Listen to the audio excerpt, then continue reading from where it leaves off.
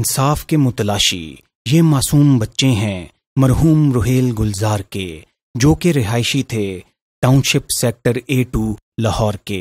18 جون 2019 کو بحریہ ٹاؤن لاہور میں مرحوم روہیل گلزار نشانہ بنے ایک تیز رفتار سپورٹس کار کا، جس کو محمد فراز نامی ایک 16 سالہ کمسن ڈرائیور چلا رہا تھا۔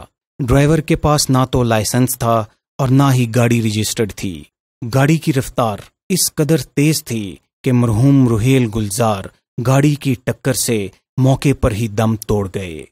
ملزم کے خلاف مرحوم کے بھائی سہیل اقبال کی مدعیت میں FIR تو درج ہو چکی ہے، لیکن ملزمان کے دولت مند اور بااثر ہونے کی وجہ سے پولیس لواحقین کے ساتھ تعاون نہیں کر رہی۔ میرا نام سہیل ہے اور روہیل میرا چھوٹا بھائی تھا۔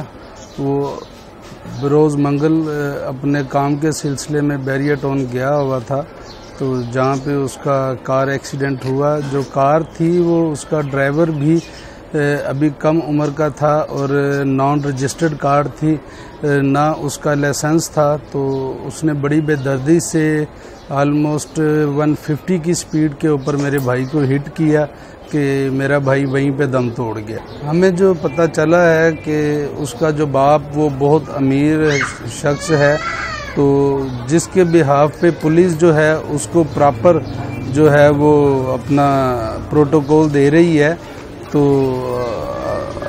ہم جو ہیں ہمارے ساتھ جو ہے وہ پولیس کا یا ادارے کا کہیں بھی ہمیں وہ نہیں لگتا کہ وہ ہماری سپورٹ کر رہے ہیں۔ ایسے ہی لگتا ہے کہ جیسے وہ پیسے والے لوگ کے ساتھ ہیں اور پیسے والوں کو سپورٹ کر رہے ہیں۔ حکومت سے، وزیر اعظم صاحب سے، چیف جسٹس صاحب سے، وزیر اعلیٰ صاحب سے میں اپیل کرتا ہوں کہ ہمیں انصاف دلوایا جائے۔